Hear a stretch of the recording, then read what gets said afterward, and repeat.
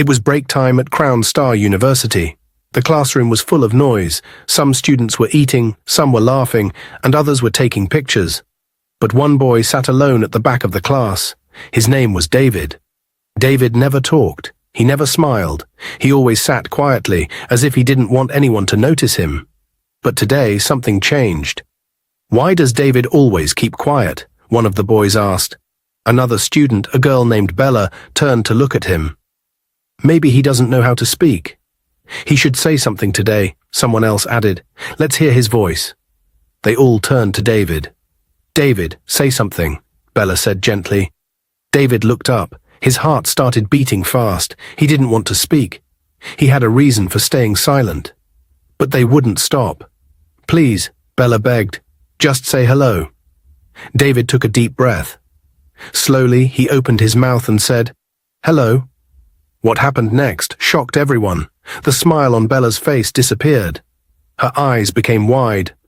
"What is that smell?" she shouted, covering her nose. One boy jumped out of his seat and ran to the door. Another opened the window and climbed out. "It's too much," someone cried. "My head is turning." In less than 1 minute, the classroom was empty. Everyone had run away. Only David sat there, alone. He slowly closed his mouth and looked down at his desk. It had happened again. This was not the first time people ran away from him. They always laughed or screamed when he spoke. They didn't know why his mouth smelled like that. They never asked. They just called him names. Mouth bomb, Mr. Talking Toilet. But David never fought back. He never shouted. He just stayed quiet. David got home that day feeling tired, broken and ashamed. His mother was in the sitting room. "Welcome, my son," she said with a smile.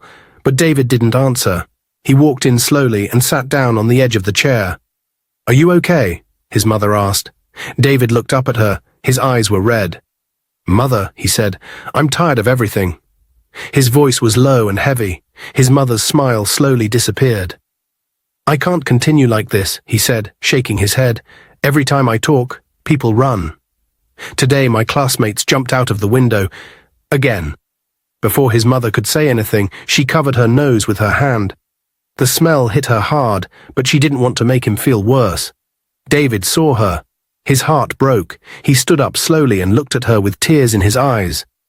"Mother," he said softly, "I thought I'm your son." "You too. You're covering your nose." His mother looked away.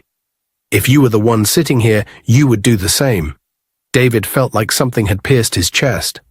"So now you're like them? You're also ashamed of me?" His mother sighed deeply. "David, this didn't just start today. I warned you. I told you to be careful with the way you talk to people, but you refused." "What are you talking about?" David asked, confused. His mother's face turned serious. "If you had not humiliated that old woman 3 years ago, you would not be in this condition." David's eyes widened. "So now you blame me?" he asked. "Have you forgotten how that dirty old woman insulted me first in the market? She called me spoilt royal trash. She said I was proud and useless. What did you want me to do? Smile at her?" "You should have walked away," his mother shouted. "You are a prince. You are meant to act better." David shook his head in disbelief. "So because I replied someone who insulted me, I now deserve this? You think I enjoy this pain? You think I enjoy going to school and coming back in shame every day?" His mother's voice was calm but heavy. "David, your father and I have done everything we can. Do you know the places we have been to? Churches, mosques, herbal homes, hospitals, prayer camps. We have tried everything." She stood up, tears welling up in her eyes now. "We've prayed. We've fasted. We've begged. We even went to that mountain they said was powerful. I've not stopped trying. Your father has not stopped either." David turned away from her. He felt like the whole world was falling on him. "I didn't ask to be like this," he whispered. "No one asks for their suffering," his mother replied gently. "But you must learn to accept that blaming everyone will not help you." David didn't say anything. He walked to his room slowly, his heart heavy. He closed the door behind him and dropped to the floor. He cried like a little child. Loud, painful sobs filled the room. "What kind of life is this?" he said to himself. "What kind of punishment is this? I'm a prince, but I feel like a curse." He picked up a photo from his table. It was him as a small boy, wearing his royal outfit beside his father. He touched the picture gently. "I was so happy back then," he whispered. "What happened to me?" Outside his room, his mother stood by the door, wiping her eyes. Her heart was breaking too, but she didn't know what else to do. The next day, David sat alone again in the classroom.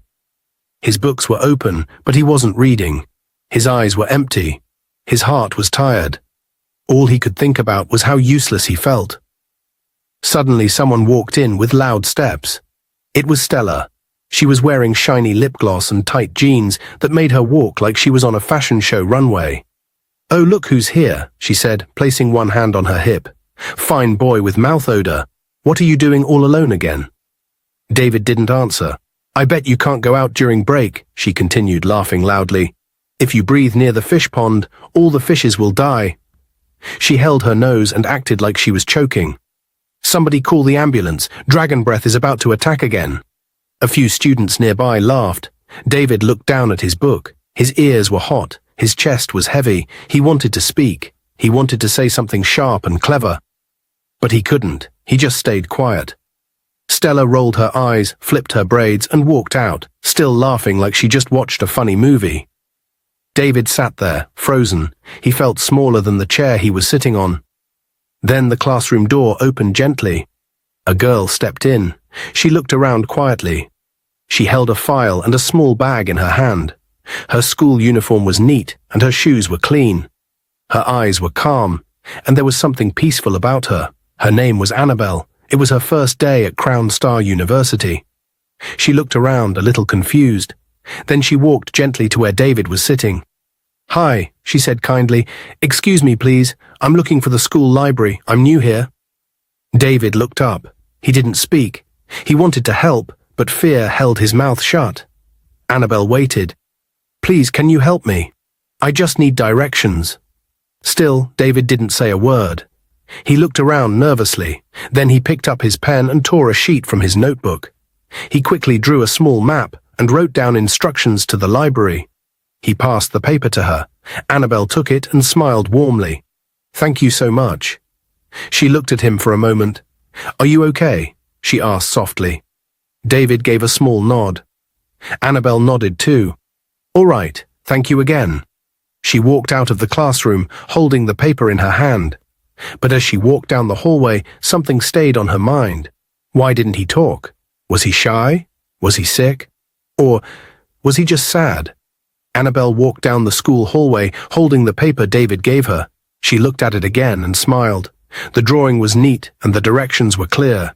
He didn't talk, she whispered to herself, but at least he helped. She turned the corner, still thinking about the quiet boy, when someone suddenly stood in front of her. "Hello, beautiful girl," the voice said. Annabelle looked up. It was a girl with long braids, long lashes, and a loud voice. She wore shiny earrings and chewed gum like it was a competition. "My name is Stella," she said with a bright smile. "I guess you're new here." Annabelle nodded politely. "Yes, I am. My name is Annabelle." "Wow, nice name. I love it," Stella said quickly. "Can we be friends, if you don't mind?" Annabelle smiled. "No problem." Stella linked her arm with Annabelle's like they had known each other forever.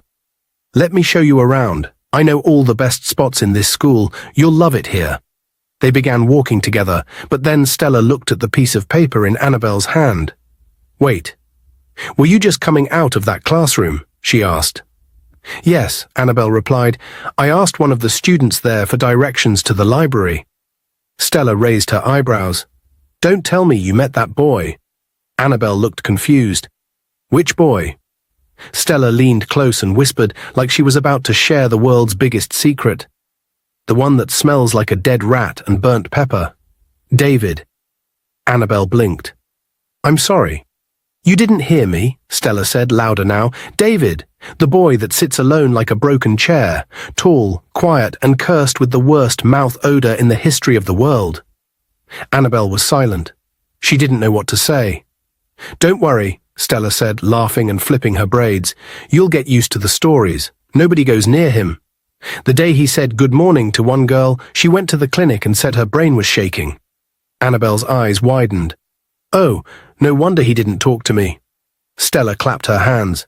Aha! You see, he knew his breath would kill your kindness, so he kept quiet. Annabel looked down at the paper again. He seemed nice though, she said quietly. Stella stopped walking and looked at her like she just said she eats sand. Nice? My sister, run. Run for your life. That boy is just handsome for nothing. A fine face with a dangerous mouth. Even if they give me $1 billion, I will never marry him. Never. She waved her hand in the air like she was casting out a demon. God forbid. Do you want to faint every morning in your own house? Imagine waking up and hearing, "Good morning," and then boom, you're on the floor. Annabel couldn't help but giggle. Stella was dramatic, but she was also funny. I pity him though, Annabel said softly. Stella rolled her eyes. I don't. He brought it upon himself, I heard. They say he insulted one old woman years ago. Some say it was a curse. I say it's punishment. Annabel didn't know what to think. She just nodded. Anyway, Stella continued, let's go to the library, my new friend. I'll introduce you to the cool people. As they walked away together, Annabel looked back for a moment. She thought about the boy in the classroom, the one who didn't speak, the one who helped her without saying a word. Stella was still talking beside her, laughing and calling David all sorts of names. But Annabel stayed quiet, because deep down something told her. Maybe there was more to David's story. Maybe he didn't deserve what everyone was saying about him. David walked home slowly, kicking small stones on the road as he went.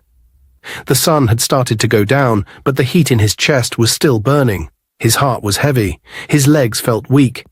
He had no more strength to hide his pain. As he opened the door to the house, he heard a voice from the living room. David, you're back, his father said. King Omorogbe, though now dressed in simple clothes, still carried the look of royalty. Tall, proud, and strong.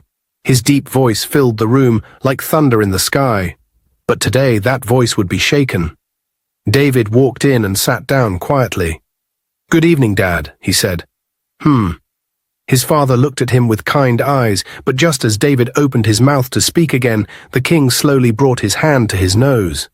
He tried to do it gently, but David saw it. Another one, another person hiding from his breath. But this time it was his own father. David looked down. He didn't even feel surprised anymore. He was used to it. I see you covered your nose again, David said softly. Don't worry, everyone does it. David, please don't be offended. I'm not. I've stopped feeling anything, David said, shaking his head. I'm just tired, Dad.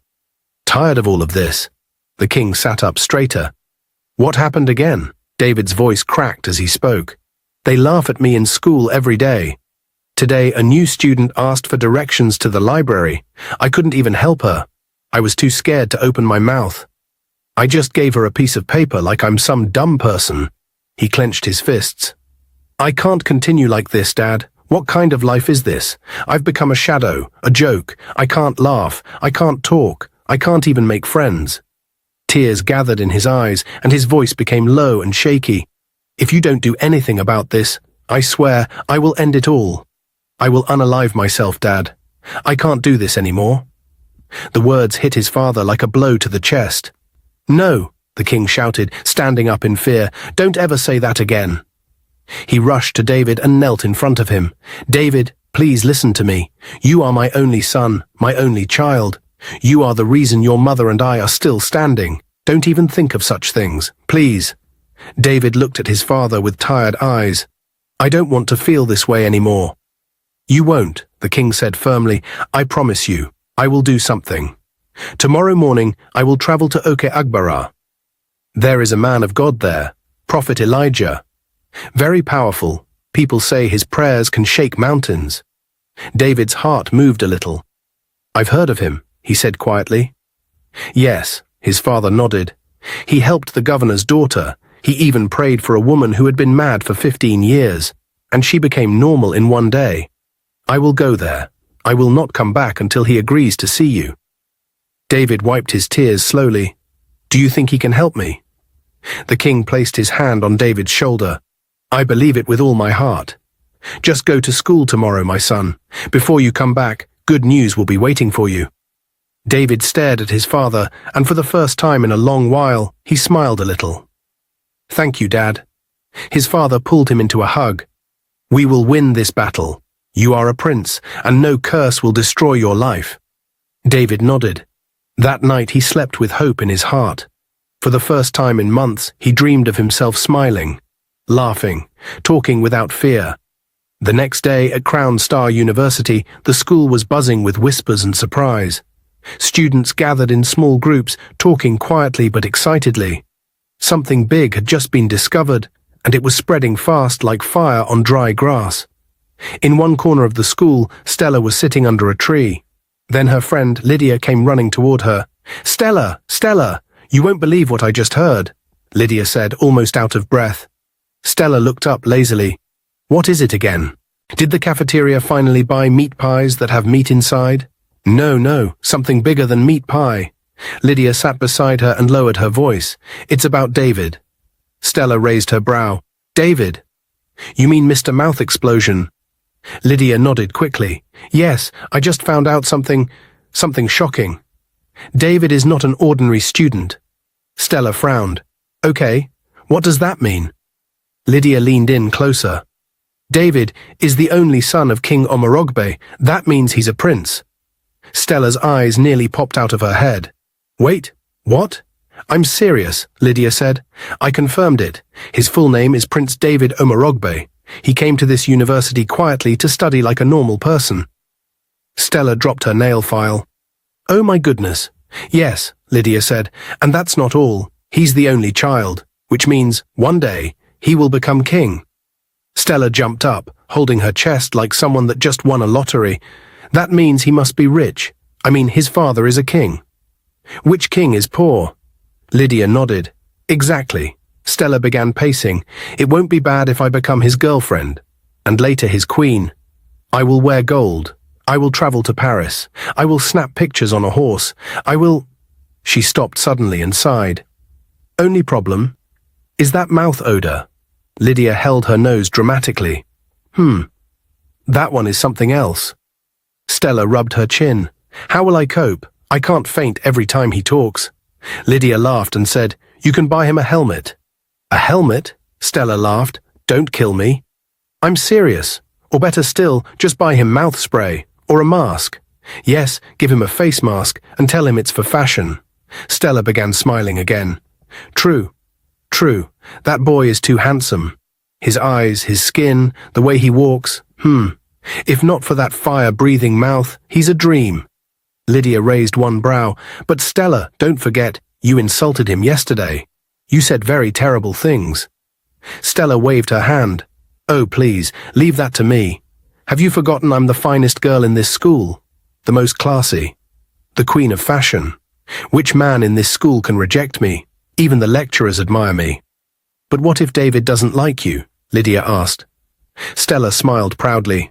"Don't worry," she said. "With my beauty, charm, and a small mouth spray, I'll win his heart. Soon you'll be calling me Queen Stella." They both laughed loudly. The school library was quiet, peaceful, and almost empty.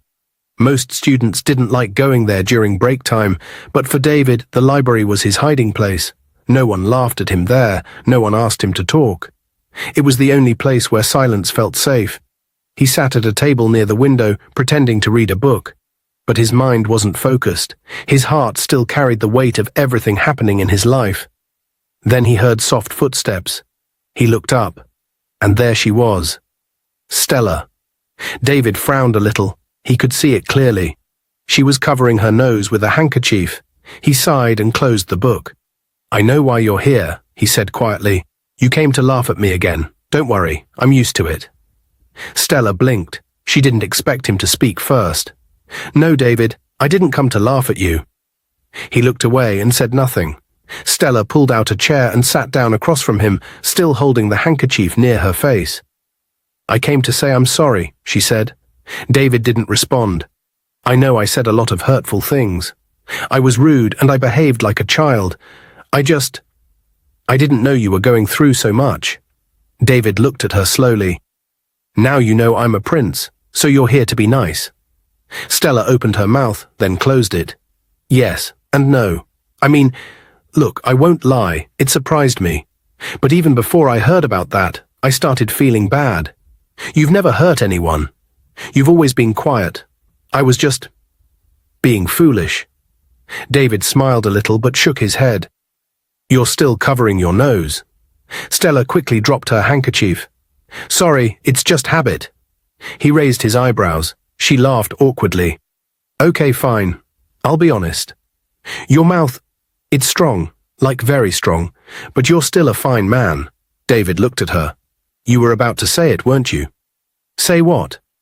Mr. Mouth Odour. He said it with a sad smile. No, Stella said quickly. I didn't say that. You said it yourself. David laughed softly for the first time in a while. Wow, you're something else. I know, she said proudly, but seriously, can we be friends? Best friends even? David looked at her, unsure. I don't know. Please, Stella said gently, let's start again. Forget all those things I said. I'm sorry, David, really. He looked at her eyes. For once she wasn't joking or laughing. Her voice was soft. Her words sounded real. I'll think about it, he said. She smiled. I'll take that as a yes. David shook his head, still unsure whether to trust her. But a small part of him was happy. Happy that someone, even if strange and unexpected, wanted to be his friend. When David got home that evening, he walked in quietly, just like always. But this time, something was different. His father was standing by the door, smiling. My son, he said gently, come in. The man of God is here. He's waiting for you. David's eyes widened. You mean the prophet you told me about? Yes, the king nodded. He arrived this afternoon. He's in the prayer room now. Go in. Talk to him. He's expecting you. David dropped his bag, his heart beating fast. For the first time in a long while, he felt something inside. Hope. He walked slowly into the prayer room. Inside, the man of God sat calmly, dressed in simple white clothes. His beard was grey, and his eyes were full of peace and wisdom. He looked up as David entered and smiled warmly. Welcome, my son, the prophet said. David walked in and sat down quietly. Man of God, he began softly, please help me. I don't know what else to do. I've been laughed at, mocked, avoided and ashamed. I'm tired. My own voice feels like a curse. My breath chases people away. I feel like I don't belong anywhere. Tears filled his eyes as he lowered his head, but the man of God reached out and touched his shoulder gently. My son, he said, do not cry anymore. Your time of shame is over. David looked up slowly. You mean, there's a solution? Yes, the prophet said with a calm voice. But it is a strange one. David sat up, listening carefully. You were cursed by a woman you deeply wounded with your words. That curse grew from pain, but it can also be destroyed by love. David blinked. Love? Yes, the man of God said, this curse will disappear the day a woman who truly loves you, from her heart, kisses you passionately. Not a small kiss, not a fake one. A kiss of true love. That moment, the smell will leave your mouth forever. David was quiet for a while. His heart was beating fast. Then he asked, but what if I don't love her back? Will it still work? The man of God nodded slowly. Yes, it is not about your love. It's about hers. If she has real feelings for you, deep and pure, the curse will break. But if someone who does not truly love you kisses you, even if she pretends to, the curse will remain. It will never leave. David sat back, thinking hard. So, she has to love me for real? Yes, the prophet said gently. She must love your heart, not your crown, not your money, not your name. David closed his eyes and sighed. That will be hard to find. Maybe not, the man of God smiled. Sometimes the answer is already close. You just have to see it. David looked at him and said, Thank you, sir. The prophet patted his shoulder again. Be patient. Watch closely. Listen to your heart. The one who loves you may already be near. David stood up slowly, filled with new hope, yet unsure of what to do next. That night, David sat on his bed, thinking deeply. Could it be Stella? He asked himself. He remembered how she came to the library, said sorry, called him a fine man, and asked to be friends. But then he remembered all the times she laughed at him. Just yesterday, she told people his breath could kill fish. He frowned. "No," he whispered, "I don't like anything about that girl. She only came back because she found out I'm a prince. She doesn't love me. She loves the title." He sighed and looked up at the ceiling. "She's not the one. I'm sure of it." Then he turned off the light and quietly lay down to sleep. The next day at school, David sat on a bench near the flower garden behind the science block. It was one of the quietest places in the school, and he liked it there. As he stared at the trees, he heard a soft voice beside him. "Hi, David." He looked up.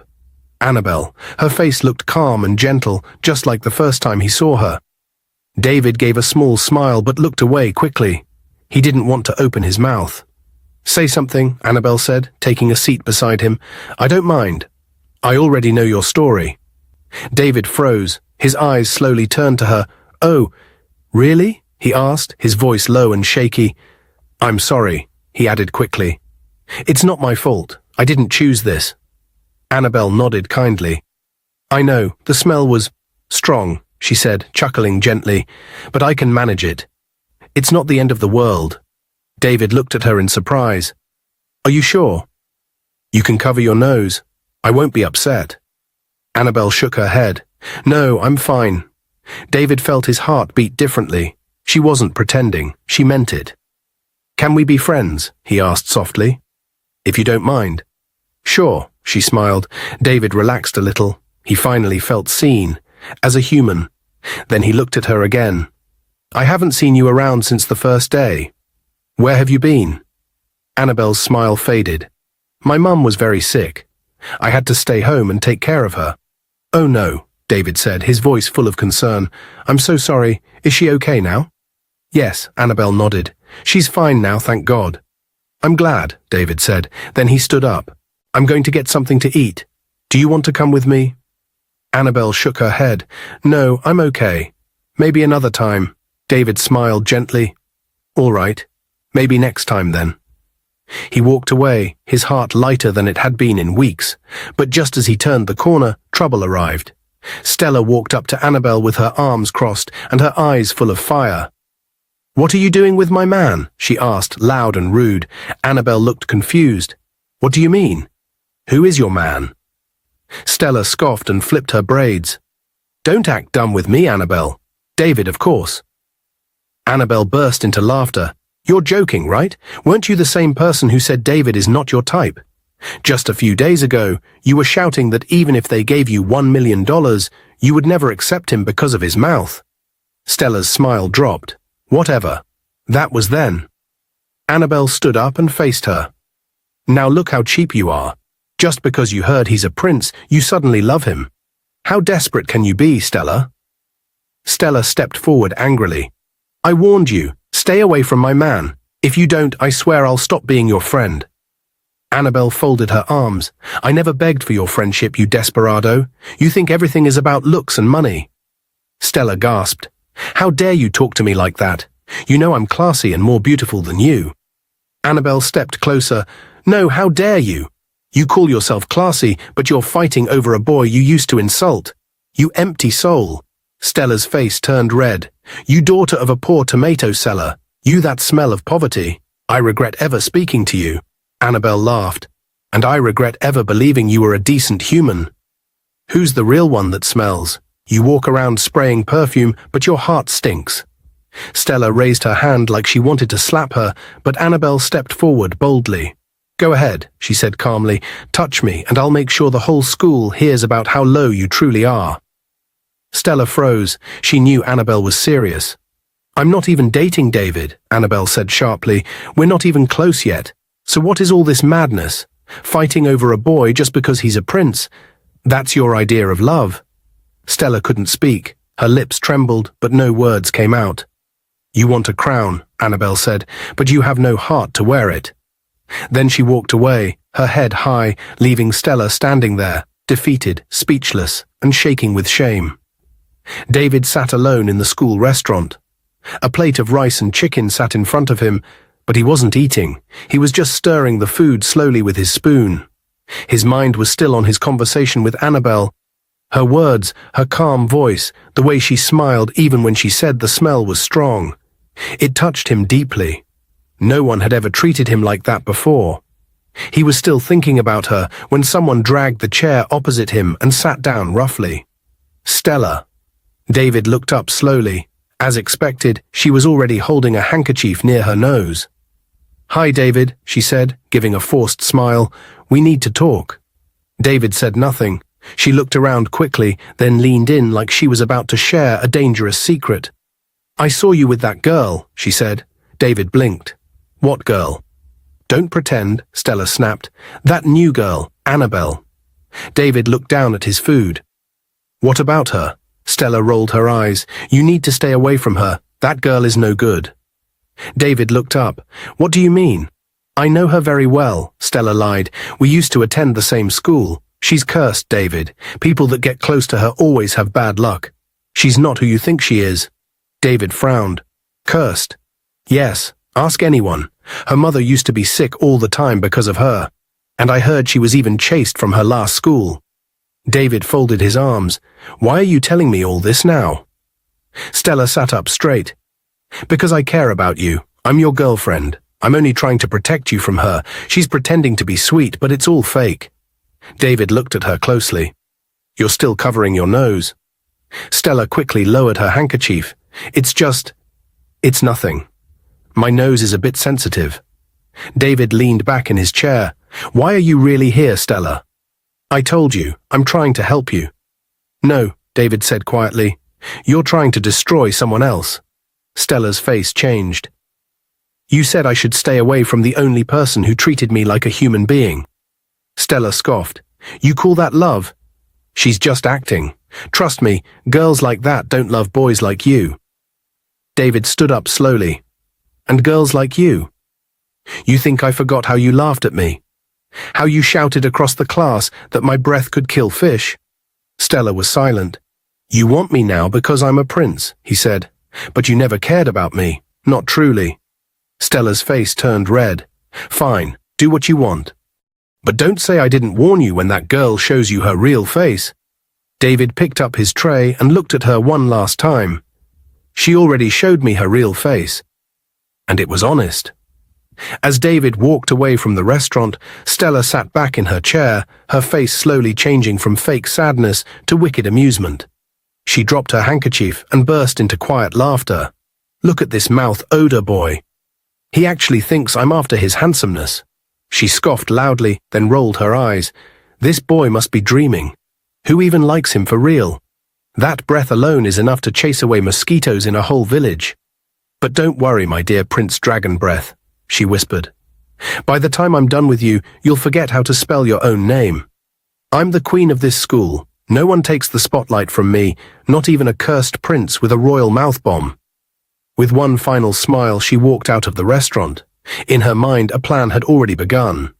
She was going to do everything to pull Annabelle away from David, even if it meant lying, twisting stories, or causing problems. Because in Stella's world, if she couldn't have David, no one else would. The next morning, Stella arrived at school earlier than usual. She wore her best outfit, sprayed perfume until the hallway smelled like a flower shop, and walked like the queen she believed she was. Her first mission, destroy Annabelle's image. She walked straight to a group of students sitting under the school tree. "Good morning, guys," she said sweetly, pretending to be polite. "Good morning, Stella," they all replied. "I just wanted to tell you something small," she began, lowering her voice. "It's about that new girl, Annabelle." The students leaned in, curious. "I'm not the type that talks too much," Stella said, pretending to be shy. "But I think it's only fair you all know who she really is." "Who is she?" one girl asked. "Well..." Stella glanced around, then whispered, "She was expelled from her last school. I heard she was caught doing things with boys in the school garden. They say her mother even begged the principal not to involve the police." "What?" someone gasped. "Yes," Stella nodded. "That's not all. Some say she uses charm on boys. Maybe that's why David is following her around like a lost puppy." "David?" another girl said. "That smelling mouth guy?" "Yes," Stella smiled, "but I've already warned him. Let him ignore me and chase after a witch. When his kingdom starts falling apart, he will remember who truly cares for him."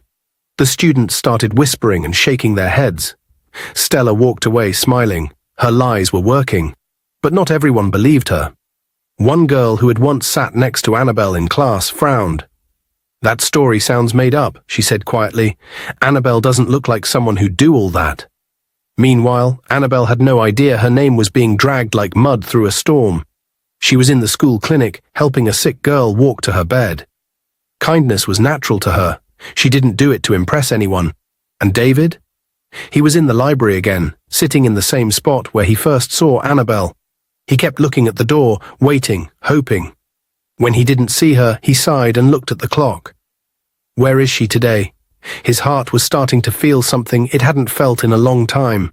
Longing. Suddenly, a boy entered the library, looking surprised to see David. He covered his nose. "Hey, I heard you're talking to that Annabelle girl," the boy said.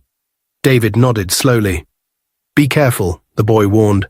"They say she was expelled from her last school." "Something about boys and police." David stood up immediately. "Who told you that?" The boy shrugged. "People are talking." Stella said. "Stop right there," David said sharply. The boy blinked in surprise. "Next time someone gossips, ask them to bring proof," David said firmly, "not just words." And with that, he walked out. 1 week passed. The school was still buzzing with gossip. Stella was still spreading lies, and some students had started acting strange toward Annabelle. But she didn't care. She avoided drama and focused on her studies.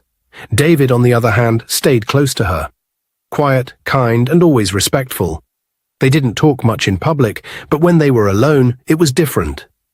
One afternoon after classes, David and Annabelle sat under a quiet tree behind the library. The air was cool, leaves danced in the wind, and birds sang softly above their heads. David looked at her and smiled. "I'm glad you still talk to me, after everything." Annabelle smiled too. "Why wouldn't I? You've been nothing but kind to me." David looked down. "Not everyone sees me that way." "I don't care what others see," she said gently. "I know what I see." David looked into her eyes. There was silence, a deep, sweet silence. Then, without saying a word, Annabelle leaned forward and kissed him. It was soft, slow, and full of meaning. Dear viewers, what lessons did you take away from this dramatic tale? We'd love to hear your thoughts in the comments below. If you enjoyed the story, give us a thumbs up, share it with friends, and hit that subscribe button. Don't forget to turn on notifications so you never miss out on our latest updates. Thanks for watching and stay blessed.